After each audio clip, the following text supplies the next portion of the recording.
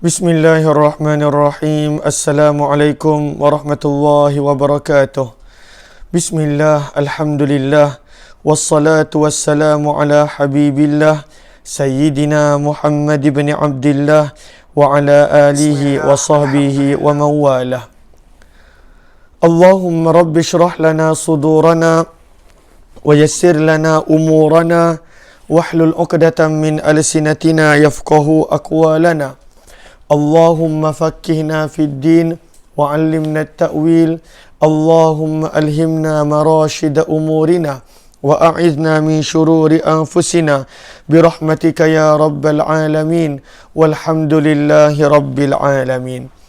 Ahlan kepada sahabat-sahabat semua, kita bertemu dalam pengajian daurah lewat malam pada buku yang bertajuk Al-Mukhtasar fi Sirati Sayyidil Bashar, ataupun terjemahannya ringkasan perjalanan hidup penghulu segala manusia, baginda Nabi Muhammad sallallahu alaihi wasallam. Buku ini adalah karangan Asy-Syaikh Dr. Hisham Al-Kamil Hamid Musa Asy-Syafi'i Al-Azhari. Dan kita telah habis sampai kepada tahun yang ke-6 Hijrah daripada kehidupan baginda Rasulullah sallallahu alaihi wasallam. Sebelum kita bermula, apa kata sama-sama kita perbetulkan dahulu niat. Moga-moga pertemuan kita adalah kerana Allah Subhanahu wa taala. Nawaitu at-ta'alluma wa at-ta'lim wa at-tadhakkura wa at-tadhkir wa an-naf'a wal intifa' والإفادة والاستفادة والحث على التمسك بكتاب الله وسنة رسول الله صلى الله عليه وسلم والدعاء إلى الهدى والدلالة على الخير ابتغاء وجه الله ومرضاته وقربه وثوابه آمين آمين يا رب العالمين. Ahlan Kak Zimah Don, Hardi Suhaimi, Galik Spirit, Zawiyah Yaakob, Zainah Mahmud, kemudian Jamiah Akai, Saadiyah Hasan dan juga sahabat-sahabat yang lain. Ahlan. Kita bertemu sekarang ni dah jam 12.35 pada malam yang ke-26 Ramadan.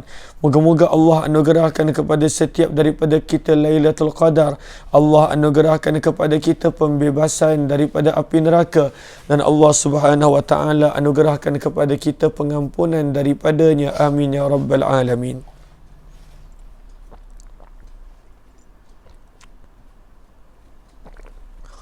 Lalu saya harap suara saya adalah jelas, sebab tekak saya pun dah mula sakit. Lalu saya harap suara saya adalah jelas, insya-Allah. Kita dah tiba pada muka surat yang ke-66. Kepada sahabat-sahabat yang ada buku Al-Mukhtasar fi Sirati Sayyidil Bashar, kita telah tiba pada muka surat yang ke-66.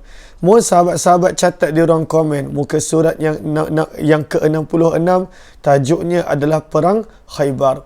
Lalu, sebelum kita bermula, mohon juga sahabat-sahabat untuk bantu share, bantu untuk kongsi, bantu untuk sebar luas, dan juga tag rakan-rakan yang lain.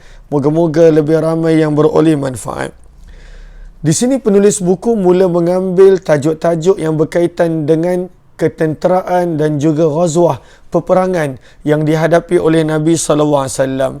Dan kita telah tiba pada tahun yang ke-7 Hijrah. Sebab itu kata penulis buku, pada bulan yang pertama iaitu bulan Muharram, tahun yang ke-7 Hijrah, berlakulah peristiwa Khaybar. Kenapakah peristiwa Khaybar berlaku? Penulis buku menerangkan secara ringkas. Berlaku pada bulan Muharram. Muharram adalah bulan yang pertama, tahun yang ke-7 Hijrah. Lalu Nabi SAW pada ketika mana balik daripada Umratul Hudaibiyah pada tahun yang ke-6 Hijrah, pada bulan yang ke-11, bulan Zulqa'dah, maka Nabi mula hantar surat kepada kepada raja-raja yang berada berhampiran dengan benua Arab dan juga ketua-ketua kabilah. Dan pada waktu itu Nabi lihat orang-orang Quraisy, pada waktu itu ancaman ada 3. Daripada orang Quraisy itu ancaman yang paling kuat, dan mereka telah menyerah dalam bentuk perjanjian Hudaibiyah. Ancaman yang kedua kuat adalah orang-orang Yahudi yang berada di Khaybar. Ancaman yang ketiga adalah daripada orang-orang Ghatfan. Namun Nabi lihat Orang Ghatfan ni penakut. Mereka ini tak jarang berani untuk menyerang bersendirian. Bahkan kita dah belajar dah sebelum ini bagaimana orang-orang Ghatfan, cara mereka serang adalah mereka datang ke pinggir Madinah, tangkap tangkap unta, bunuh sahabat yang ada di situ, mereka larikan diri. Mereka ni tak berani mengganggu seperti Quraisy dan orang Yahudi. Sebab itulah Nabi SAW lihat tiba waktunya untuk pada waktu itu menghapuskan ancaman yang kedua kuat. Kerana yang paling kuat Quraisy telah menyerah pada waktu itu pada meja perdamaian. Sebab itulah kata penulis buku, Khaybar merupakan satu bandar yang mempunyai sistem pertahanan yang kuat. Dan ianya terletak jauh daripada Madinah dengan jarak hampir 180 km. Lalu Badar ni jauh, tetapi daripada zaman itu lagi dia mempunyai sistem pertahanan yang kuat. Kenapa berlakunya perang Khaybar? Muka surat 67. Sebab berlaku peperangan ini adalah kerana Khaybar adalah satu bandar yang sebelum ini tidak pernah berlaku di antaranya dan Nabi SAW sebarang permusuhan. Namun, ianya telah menjadi tempat perlindungan kepada orang-orang Yahudi yang diusir keluar daripada Madinah. Itulah orang-orang Yahudi Banu Qainuqa dan disusuli dengan orang-orang Yahudi Banu Quraizah. Mereka telah berubah pendirian hingga mereka mula mengadakan perhubungan dengan suku kabilah Ghatfan dan mereka juga telah mengadakan satu persepakatan untuk menyerang Nabi SAW. Itu sebab kenapa Nabi SAW serang Khaybar. Mereka dah buat perancangan bila mereka dapat tahu Quraisy pada waktu itu dah berdamai dengan orang-orang Ghatfan. Bahkan dalam perjalanan Nabi SAW nak pergi ke Khaybar, orang Ghatfan dah bergerak daripada kampung mereka menuju ke Khaybar. Itu yang kita dah baca dalam kitab Ar-Rahiqul Maktum. Lalu ketika mana Nabi nak pergi ke Khaybar, Nabi pada waktu itu menuju ke arah Ghatfan dulu. Supaya apa? Tujuan Nabi, bila orang Ghatfan dengar yang Nabi nak pergi ke kampung mereka, mereka akan abaikan untuk membantu Yahudi sebab mereka lebih sayangkan anak isteri mereka. Sebab itu taktik Nabi berjaya. Nabi buat seolah-olah nak menuju ke Ghatfan ketika mana keluar daripada Madinah sebelum menuju ke Khaybar. Maka orang Ghatfan pada waktu itu berpatah balik nak mempertahankan kampung mereka. Namun Nabi SAW tak pergi ke Ghatfan. Bila dah hampir dengan Ghatfan, Nabi tukar arah perjalanan tentera Nabi menuju ke arah Syam. Lalu istilahnya Madinah di sini, kemudian Syam di sini, maka Syam di sini. Maka Khaybar berada tengah-tengah di antara Syam dan Madinah. Maka Nabi tak terus pergi kepada Khaybar. Kalau kita baca dalam kitab Ar-Rahiqul Maktum, Nabi berjalan menuju ke Syam, menuju ke arah Syam. Bila pada waktu itu dah melewati akan beberapa jarak daripada Khaybar, barulah Nabi patah balik daripada arah Syam. Kata para ulama sirah, tujuan begitu adalah supaya bila orang Yahudi kalah, mereka takkan lari ke Syam. Mereka dah tak ada tempat nak lari. Ini adalah antara taktikal Nabi SAW. Okey. Kata penulis buku, golongan yang menyaksikan perjanjian Hudaybiyah telah keluar menuju ke arah Khaybar, ke arah mereka untuk berperang. Apakah maksud di sini? Maksudnya adalah orang-orang yang sama yang bersama dengan Nabi dalam perjanjian Hudaybiyah, lebih kurang 1,400 orang. Itulah orang-orang yang sama yang Nabi ajak dan Nabi perintahkan untuk menuju ke Khaybar. Lalu perjalanannya jauh, lebih kurang 180 km. Kata penulis buku, sistem pertahanan yang terdapat di Khaybar ada 8 tembok, ada 8 benteng. Perkara itu tukarkan kepada benteng. Dia ada 8 kubu, dia ada 8 benteng. Jatuh 1, ada lagi 7. Jatuh 2, ada lagi 6. Jatuh 5, masih lagi ada 3. Sebab itu ketika mana Nabi mula-mula sampai, Nabi ajak mereka untuk pada waktu itu masuk Islam, mereka tolak.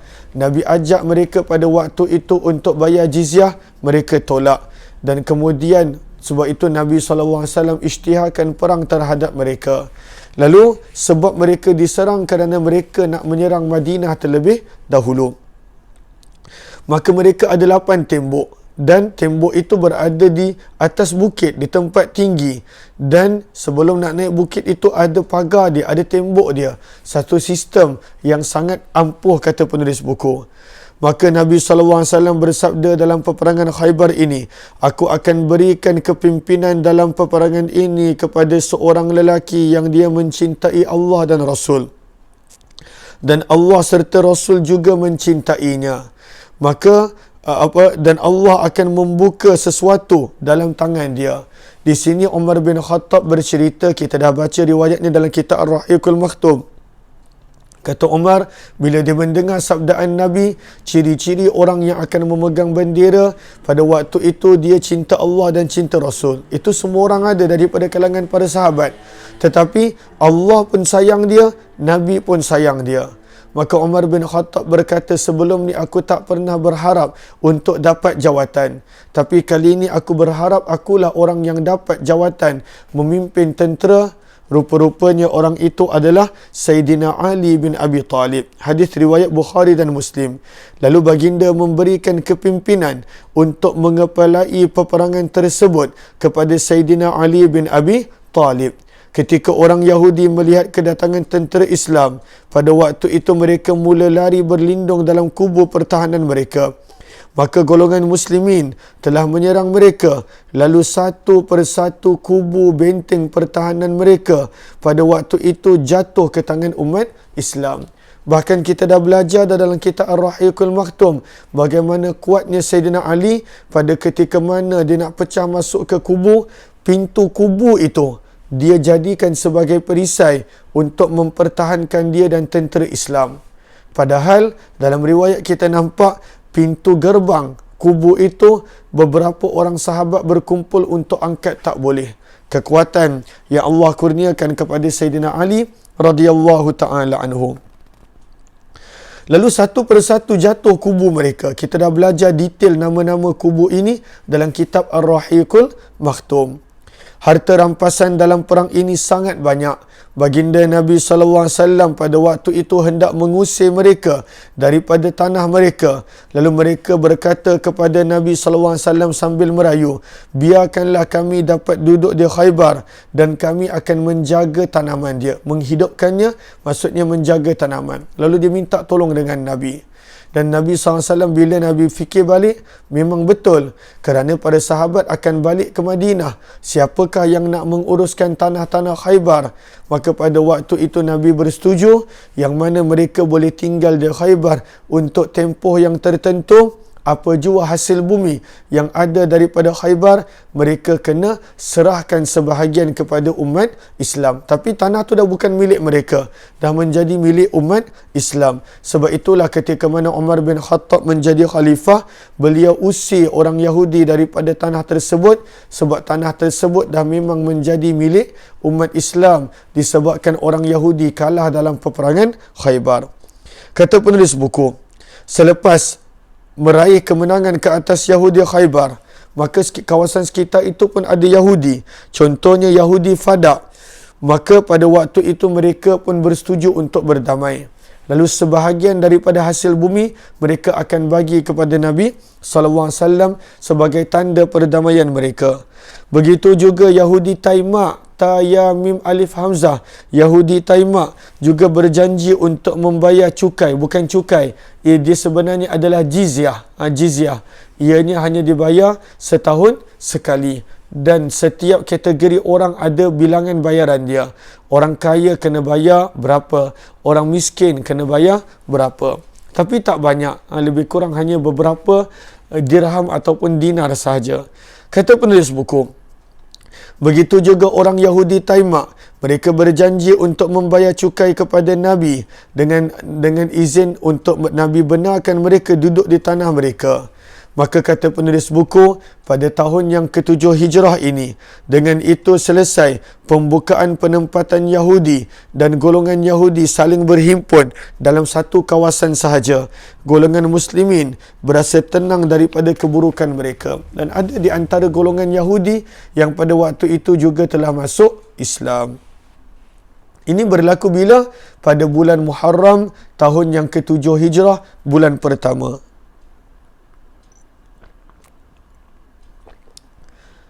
Allahumma salli ala Sayyidina Muhammad wa ala ali Sayyidina Muhammad. Penulis buku terus pergi kepada bulan yang ke-11, iaitu bulan Zulqa'dah, tahun yang ke-7 Hijrah. Lalu daripada Muharram, kisah tengah-tengah itu dia tidak ambil, dia ambil kisah yang penting. Penulis buku terus membawa kita melayari akan perjalanan sirah Nabi SAW kepada bulan Zulhijjah ataupun sebenarnya bulan Zulqa'dah, tahun yang ke-7 Hijrah. Kebanyakan para ulama menyebut Zulqa'dah kerana umrah Nabi kebanyakannya pada bulan Zulqa'dah. Lalu sahabat boleh tulis atas Zulhijjah itu, tulis di situ pada waktu itu lebih tepat adalah pandangan Zulqa'dah. Kerana Nabi mengahwini pada waktu itu akan Maimunah binti Harith, dan kita tahu perkahwinan itu berlaku pada bulan Zulqa'dah. Lalu kata penulis buku, Nabi SAW telah keluar bersama 2,000 orang sahabat, tidak termasuk kaum wanita dan kanak-kanak, sebagai jemaah umrah. Dalam kitab Ar-Rahiqul Maktum kita dah belajar detail macam mana pada waktu itu perjalanan Nabi menuju ke umrah qada. Bagaimana Nabi tempatkan beberapa ratus orang sahabat untuk menjaga senjata, risau dan khawatir serta berhati-hati tentang pengkhianatan orang-orang Quraisy. Lalu Nabi SAW memasuki Mekah, berada di Mekah selama 3 hari. Sebab itu memang perjanjian dengan Quraisy hanya 3 hari. Pada ibadah umrah kali ini, bahkan sebenarnya bila dah selesai umrah, Nabi SAW berkahwin dengan Sayyidatina Maimunah binti Al-Harith Al-Amiriyah, yang merupakan pada waktu itu adik kepada pakcik Nabi punya isteri, Ummul Fadal. Abdullah bin Abbas punya mak adalah Ummul Fadal, yang merupakan kakak kepada Maimunah binti Harith. Lalu di manakah perkahwinan ini berlaku? Kata para ulama sirah, di tempat yang bernama Saraf, Sinrafa, Saraf ataupun Sarif. Kata penulis buku, kenapakah umrah tahun 7 Hijrah ini dinamakan umrah qada?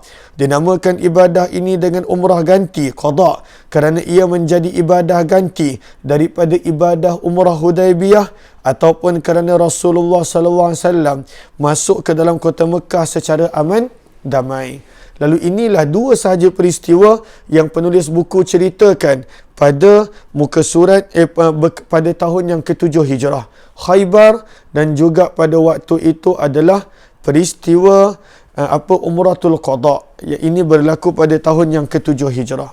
Kita mula masuk pada tahun yang ke-8 Hijrah. Allahumma salli ala Sayyidina Muhammad. So far jelas ke? Ataupun ada yang tak jelas, bolehkah kita teruskan pada tahun yang ke-8? Apakah yang berlaku pada tahun yang ke-8 Hijrah? Kalaulah jelas, mohon komen jelas. Sambil-sambil tu boleh minum. Kalaulah dia ada yang dah mula mengantuk dan sebagainya. Allahumma salli ala Sayyidina Muhammad wa ala ali Sayyidina Muhammad. Jom kita masuk pada tahun yang ke-8 Hijrah. Ibn Nasir Harun kata jelas terima kasih kepada sahabat-sahabat yang berkorban untuk menghidupkan malam-malam Ramadan. Okey, antara peristiwa besar yang berlaku pada tahun yang ke-8 Hijrah. Lalu Tuan M. Nasir Harun kata jelas, Abu Adli Al-Banjari jelas, Azimanja jelas, Zainab Mahmud, Galip Sperik, Rozana Aziz, Zimah Don, Zakia Muhammad Nen, Azimah dan sahabat-sahabat. Ramai yang kata jelas. Terima kasih. Lalu tulis di sini permulaan tahun yang ke-8 Hijrah. Apakah yang berlaku pada tahun yang ke-8 Hijrah? Muka surat yang ke-69. Ahlan Adnan Zakaria, Azrul Jebat Al-Kangsari, ahlan sahabat yang lain. Okey. Lalu pada tahun yang ke-8 Hijrah, kerana buku ini adalah ringkasan Al-Mukhtasar fi Sirati Sayyidil Bashar, ianya adalah ringkasan. Pada tahun yang ke-8 Hijrah berlakulah peperangan yang menjadi penyebab juga kepada banyak kabilah-kabilah, suku-suku yang duduk berhampiran dengan bumi Syam untuk mereka masuk Islam. Kata penulis buku, berlaku pada Jamadil Awal, tahun yang ke-8 Hijrah. Jamadil Awal adalah bulan yang ke-3. Muharram, Safar, minta maaf, bukan bulan yang ketiga. Muharram, Safar, Rabiul Awal, Rabiul Akhir dan Jamadil Awal pada bulan yang kelima. Kata penulis buku Dr. Hisham Al-Kamil, berlaku pada Jamadil Awal, iaitu bulan yang kelima. Tahun yang keberapa? Tahun yang ke-8 Hijrah. Apa yang berlaku? Berlakulah peperangan Mu'tah. Kenapa berlaku perang Mu'tah sampai begitu jauh perjalanan? Kata penulis buku, sebab berlaku peperangan ini adalah kerana pembunuhan oleh Gubernur Busra akan utusan Nabi SAW. Kita dah belajar pada penghujung tahun 6 Hijrah, bahkan permulaan tahun 7 Hijrah, Nabi dah mula hantar surat kepada raja, ketua kabilah, bahkan gubernur-gubernur pun Nabi hantar surat mengajak kepada mereka untuk beriman. Maka orang yang ditugaskan untuk membawa surat Nabi namanya adalah Al-Harith bin Amir Al-Azdi radhiyallahu ta'ala anhu. Namun apa yang berlaku? Pada waktu itu Gubernur Busra yang bernama Syurahbil, yang kita dah baca dalam kitab Ar-Rahiqul Maktum, dia telah membunuh utusan Nabi.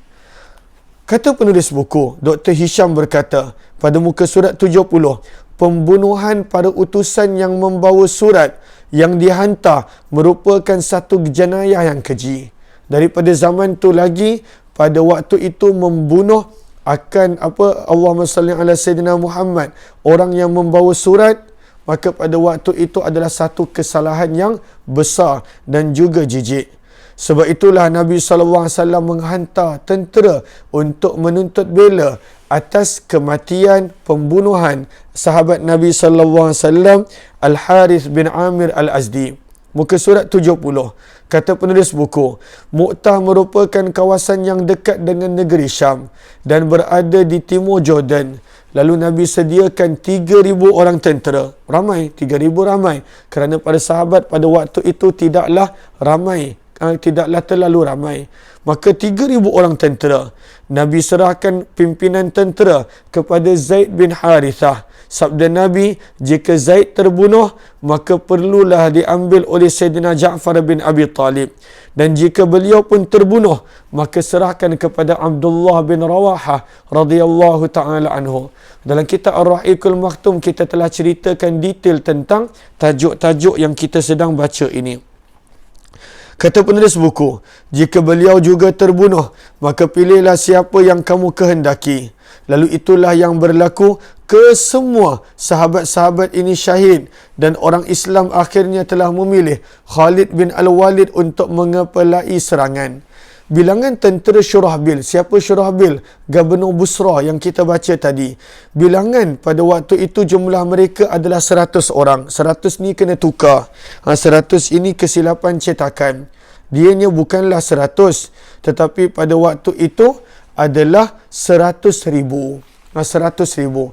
Sebab jumlah tentera yang berhadapan dengan tentera Islam 200,000. Lalu macam mana 200,000? 100,000 daripada pihak pada waktu itu Syurahbil sendiri. Dia kumpulkan orang-orang dia. Pada waktu itu berjumlah 100,000. Lalu Raja Rom membantu mereka dengan menambah 100,000 orang lagi. Lalu bayangkan 3,000 lawan 200,000.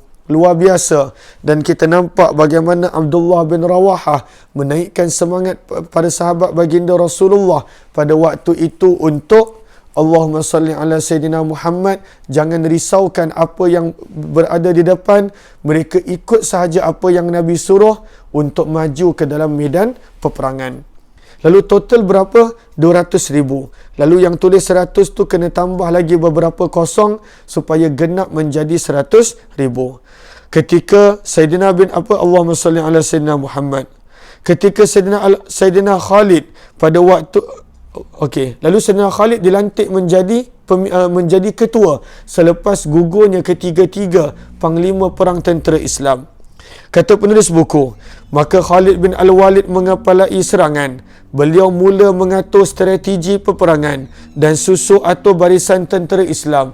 Dia buat seolah-olah tentera Islam pada waktu itu mendapat bantuan. Kenapa? Sebab Khalid bin Al-Walid faham tentera Islam tak boleh berundur.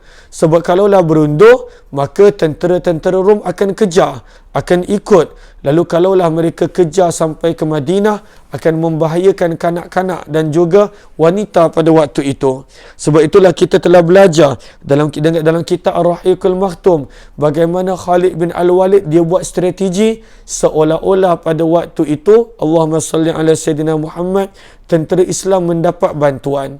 Lalu diubah, orang yang berada di belah kanan bila dah selesai perang ditukar ke kiri, orang yang di belakang ditukar ke depan. Lalu musuh sentiasa menampak seolah-olah ada orang baru, padahal sebenarnya orang yang sama. Taktik itu berjaya menjadikan pada waktu itu orang-orang Rom tidak mengejar tentera Islam ketika mana tentera Islam berundur. Kata penulis buku, maka dengan pimpinan dan strategi Khalid Al-Walid, tentera Islam dalam keadaan selamat dan berjaya dikeluarkan. Dan pada waktu itu yang syahid hanya 12 orang. Masya Allah. Lawan 200,000, yang syahid hanya 12 orang sahaja daripada kalangan tentera Islam. Namun ramai daripada golongan Rom yang telah terbunuh. Perang ini meninggalkan kesan besar yang dalam jiwa orang Rom, bahkan dalam masyarakat Arab. Sebelum ini masyarakat Arab yang duduk kawasan itu, mereka punya segala-gala untuk Rom. Sebab pada waktu itu mereka takut dengan Rom dan mereka hanya tahu Rom yang boleh selamatkan mereka bila musuh mereka serang kampung mereka. Tapi bila umat Islam buat pada pertama kalinya mengalahkan Rom, bahkan dengan nombor yang luar biasa, 3,000 melawan 200,000, ini menjadi titik permulaan kepada banyak kabilah-kabilah ini mula masuk Islam. Okey. Sebab itu kata penulis buku, perang ini meninggalkan kesan yang besar dalam jiwa orang Rom dan Arab. Dan semua orang tahu bahawa orang Islam itu kuat dan tidak boleh dipertikaikan lagi. Lalu ini berlaku bila? Ini berlaku pada tahun yang ke-8 Hijrah, pada bulan Jamadil Awal yang merupakan bulan yang kelima daripada tahun yang ke-8 Hijrah. Apakah peristiwa selepasnya? Iaitu tadi Jamadil Awal. Pada bulan berikutnya berlakulah perang Zatus Salasil. Lalu kata penulis buku, perang Zatus Salasil pada Jamadil Akhir tahun yang ke-8 Hijrah. Okey, kita take break sekejap 3 minit. Kita take break sekejap 3 minit. Saya pun nak kena makan ubat untuk tekak saya sikit. Kita jumpa balik 5 minit. Kita jumpa balik pada jam 1:03 insya-Allah. Lalu saya tak tutup live saya. Cuma para sahabat boleh kita jumpa balik selepas 5 minit kerana tekak saya dah mula perit, saya nak makan ubat sedikit insya-Allah. Terima kasih kepada sahabat-sahabat. Lalu mohon tulis di ruang komen berehat seketika supaya yang join kemudian tahu kita sedang berehat.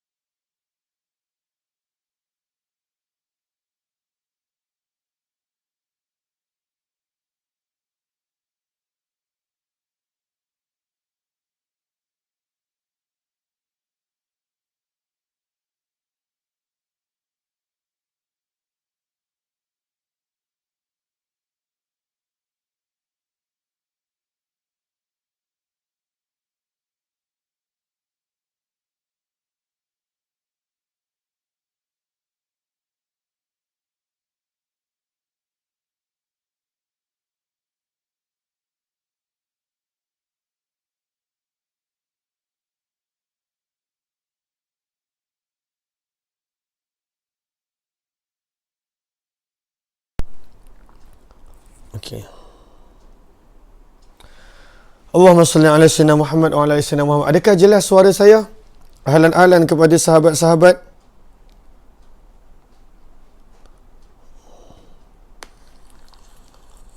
Alhamdulillah. Okey.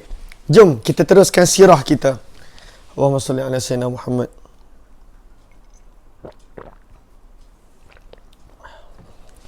Alhamdulillah.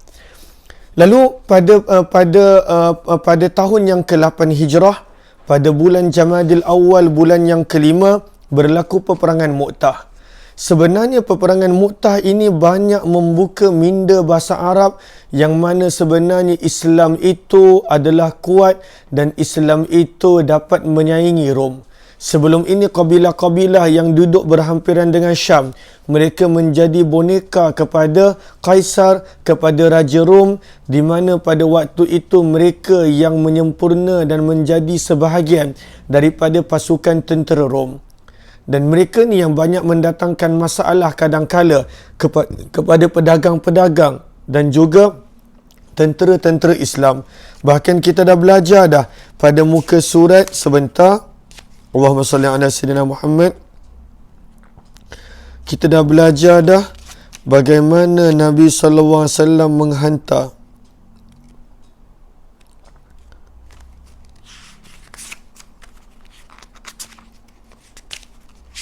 sebentar.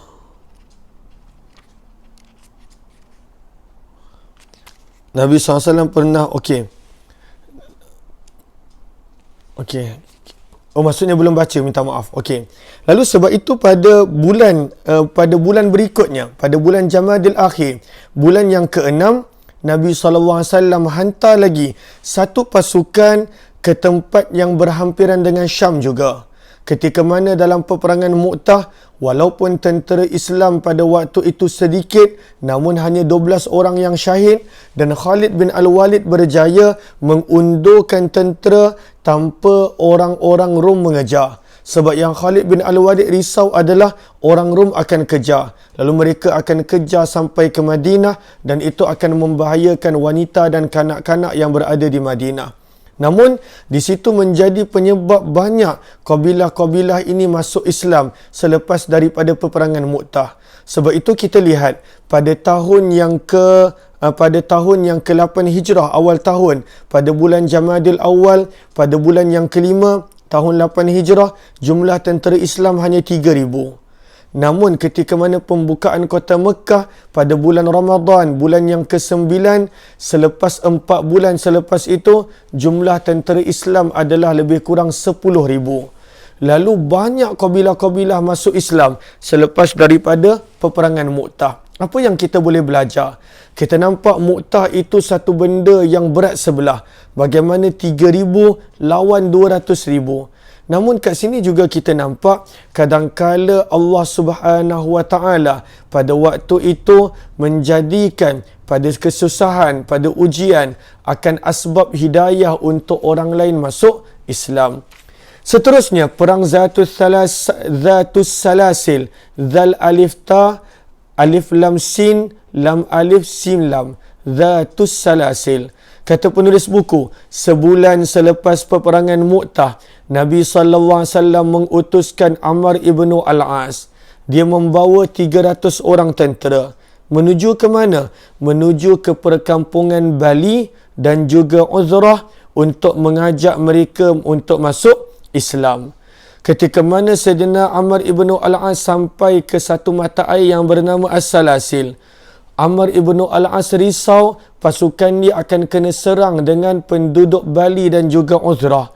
Maka pada waktu itu dia minta Nabi untuk hantar sokongan, untuk hantar backup.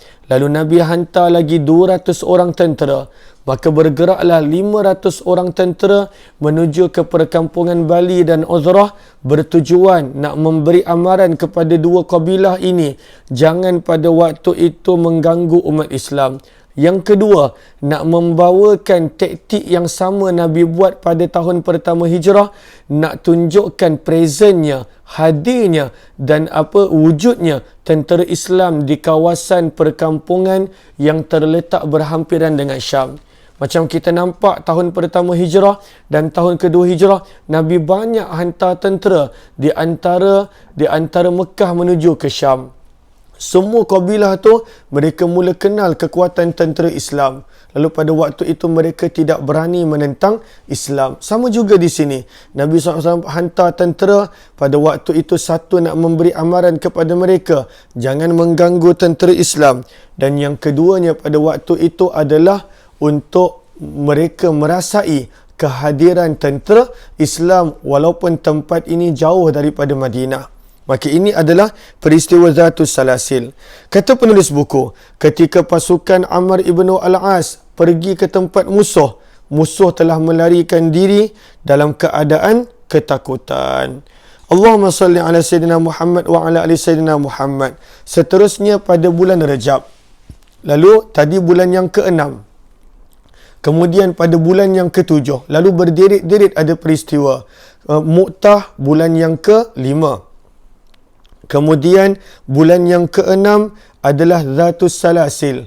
Dan bulan yang ke-7 adalah peristiwa Khabat. Apakah kisahnya? Perang Al-Khabat, pasukan pedang laut pada Rejab tahun yang ke-8 Hijrah. Lalu dipanggil Khabat dan ekspedisi ini juga dikenali sebagai Al-Anbar. Sebagai Al-Anbar. Apakah Al-Anbar? Al-Anbar memberi makna nama ikan. Kerana dalam peristiwa ini umat Islam dikurniakan rezeki ikan yang sangat besar. Jom kita baca. Lalu Nabi SAW telah mengutuskan Sayyidina Abu Ubaidah ibn al-Jarrah bersama 300 orang tentera menuju ke arah pesisiran pantai. Apakah kerja mereka? Yang pertama, tugasan mereka adalah mengawasi rombongan pihak Quraisy. Dan yang kedua, pada waktu itu nak menangkap pihak Juhainah hidup-hidup. Maka ini antara dua tujuan Nabi SAW hantar. Dalam kitab Ar-Rahiqul Maktum kita telah baca, pada waktu itu Nabi hanya bekalkan mereka dengan 1 karung kurma. Itu je bekalan mereka. Maka pada waktu itu mereka diberi bekalan dan mereka sangka ekspedisi ini tak lama. Tetapi belum selesai. Lalu mereka berada lama di kawasan tersebut. Sampaikan akhirnya pada waktu itu setiap daripada mereka mendapat sebiji kurma sahaja untuk makanan. Ketika mana ada tabi'in mendengar cerita ini daripada sahabat Nabi SAW, maka mereka bertanya, macam mana kamu boleh hidup dengan sebiji kurma pada waktu perang lagi? Maka pada waktu itu sahabat yang turut bersama dalam ekspedisi ini menjawab, sebiji kurma masih lagi baik kerana pernah kami tiba pada tahap yang tak ada apa-apa untuk makan, lalu kami hanya menghisap akan biji-biji kurma. Ini pengorbanan para sahabat Nabi sallallahu alaihi wasallam. Okey, lalu apakah yang berlaku? Maka akhirnya selepas beberapa hari Allah keluarkan ikan daripada laut, maka para sahabat terserempak dengan satu ikan yang sangat besar, yang mana ketika mana ikan itu didirikan, para sahabat yang paling tinggi dengan unta yang paling tinggi boleh melalui di antara kedua rusuk ikan tersebut. Ikan yang sangat besar. Mereka makan itu dan siang dan malam, bahkan mereka keringkan sebahagian dan mereka bawa balik ke Madinah berjumpa dengan Nabi SAW ikan yang telah dikeringkan tadi. Sebab itu kata penulis buku, didapati mereka sangat penih dan letih sehingga mereka terpaksa makan khabat, sejenis daun laut. Dah tak ada makanan dah. Mereka makan macam-macam. Selepas itu Allah mengeluarkan kepada mereka seekor ikan yang besar. Dalam sebahagian sirah disebut sebagai anbar.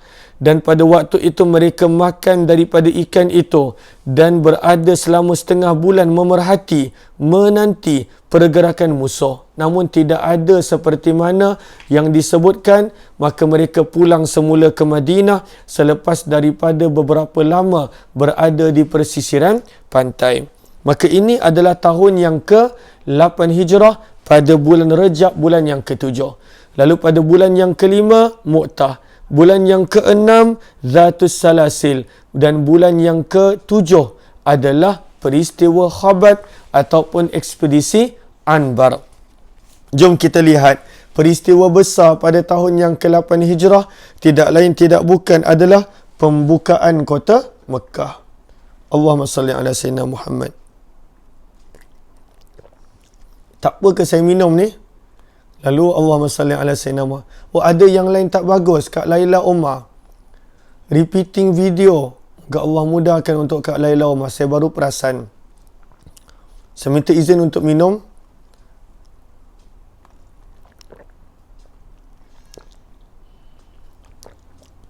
Sahabat kalau nak minum tak payah minta izin sebab saya tak nampak minum.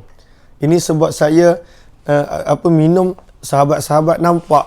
Nanti mungkin ada yang teringin dan sebagainya. Sebab itu saya minta izin untuk minum. Okey, lain saya. Okey, moga Allah pemudahkan untuk Kak Laila Omar. Okey. Allahumma salli ala Sayyidina Muhammad. Okey, jom. Kita teruskan. Okey, bolehkah kita teruskan lagi?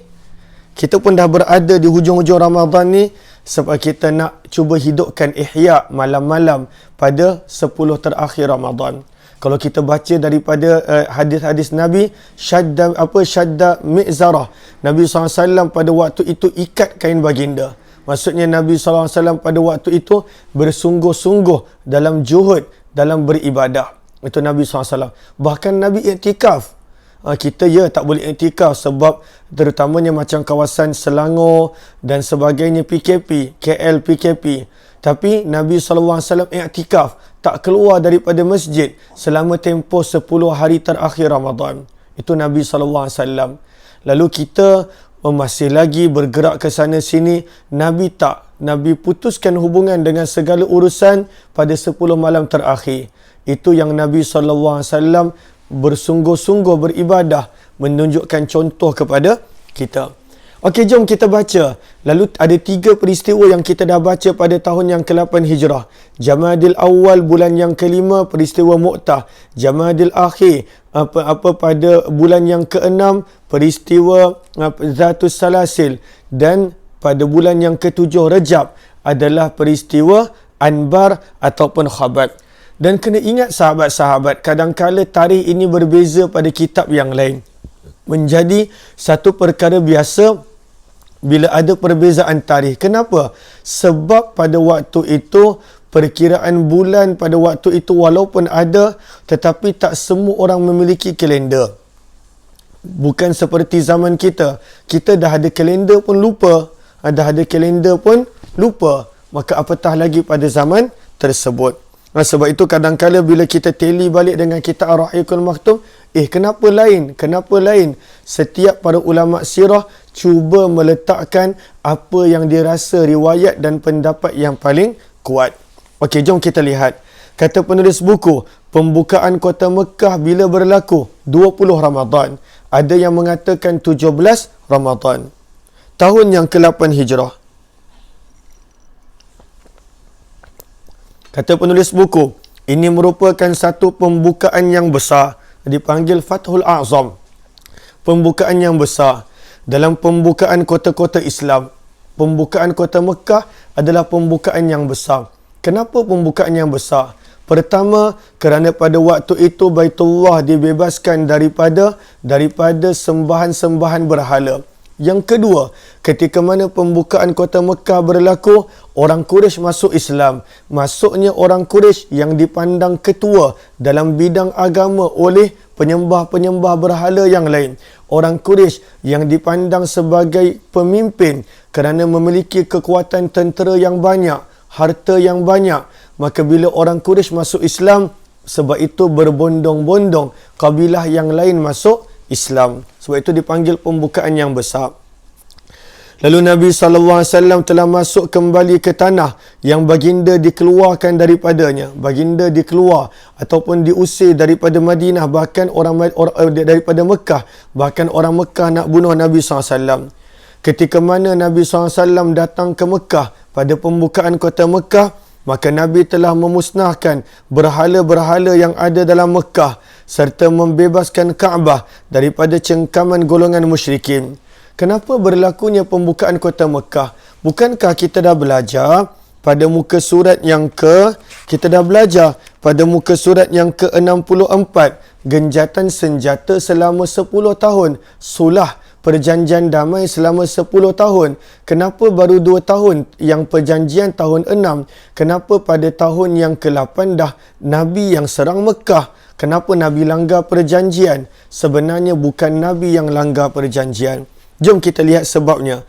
Kata penulis buku, sebab berlaku pembukaan ini adalah kerana kabilah Bakar yang merupakan sekutu bagi satu perjanjian dengan Quraisy telah menyerang kabilah Khuza'ah pada waktu malam.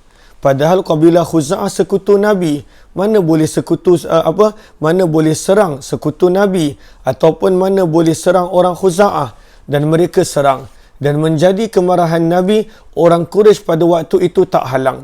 Bukan sekadar orang Quraisy tak halang Banu Bakar, sebab Banu Bakar ini di bawah jagaan mereka. Orang Quraisy bekalkan senjata kepada Banu Bakar untuk membunuh orang-orang Khuza'ah. Kabilah Khuza'ah, kata penulis buku muka surat 73, merupakan kabilah yang mengadakan perjanjian dengan Nabi. Dan kita dah belajar pada muka surat yang ke-64. Muka surat 65.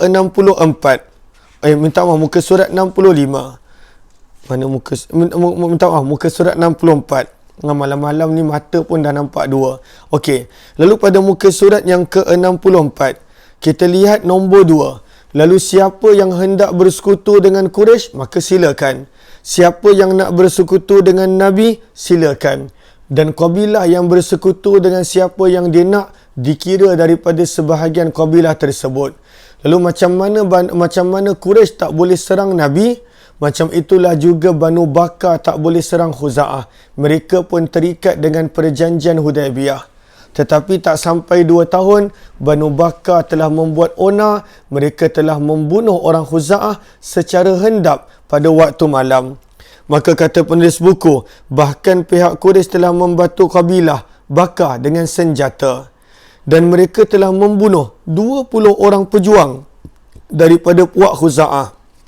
Bahkan ketika mana orang Khuza'ah lari dan menyelamatkan diri dalam Baitullah Kaabah sekalipun, dalam Masjidil Haram, orang Banu Bakar tetap kejar dan bunuh mereka.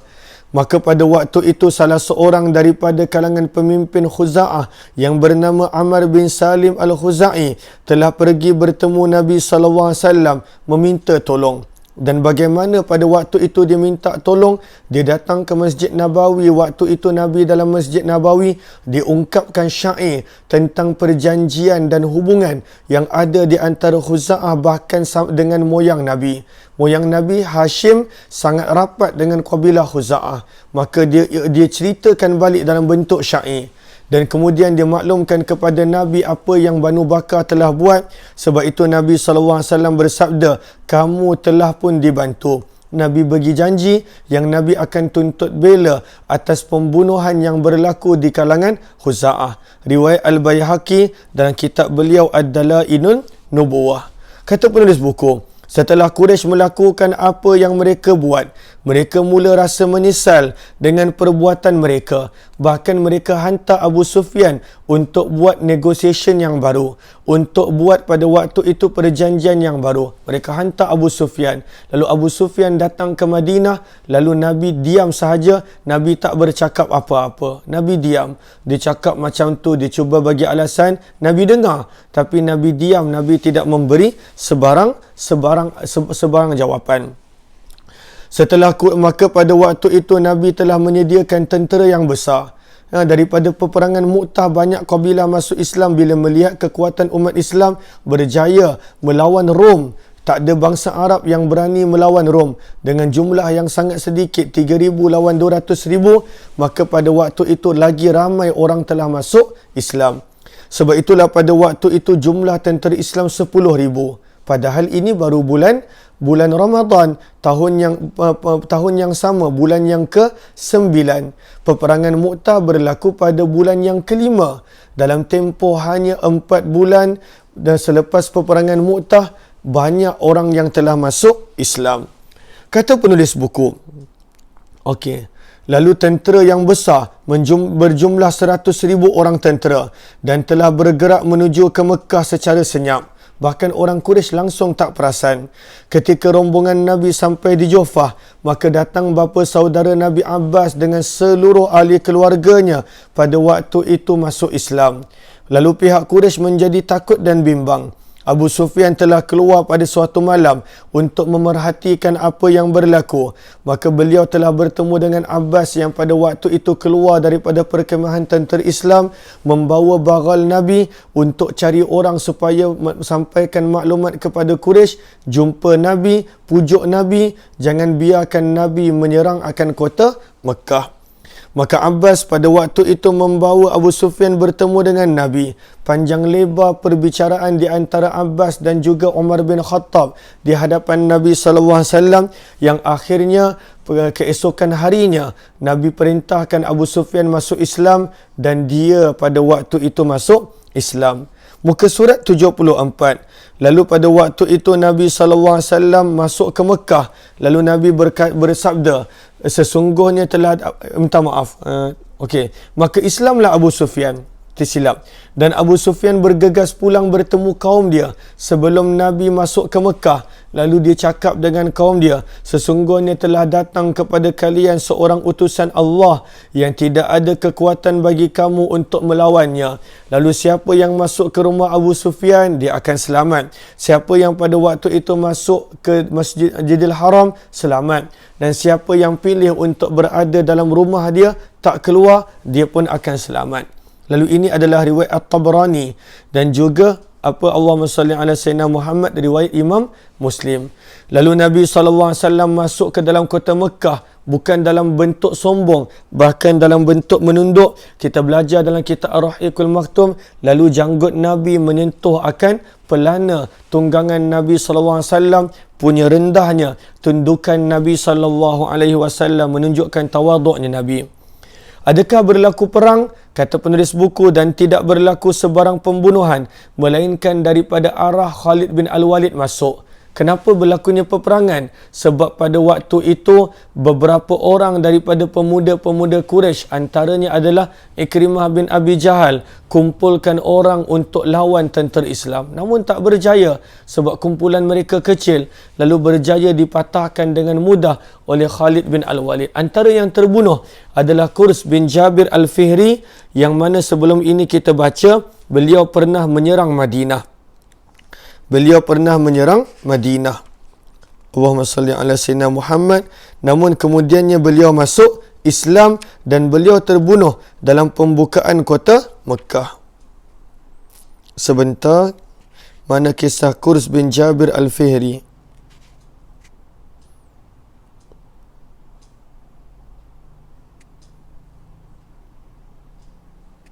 Allahumma salli ala Sayyidina Muhammad. Kita tak jumpa. Muka surat 39.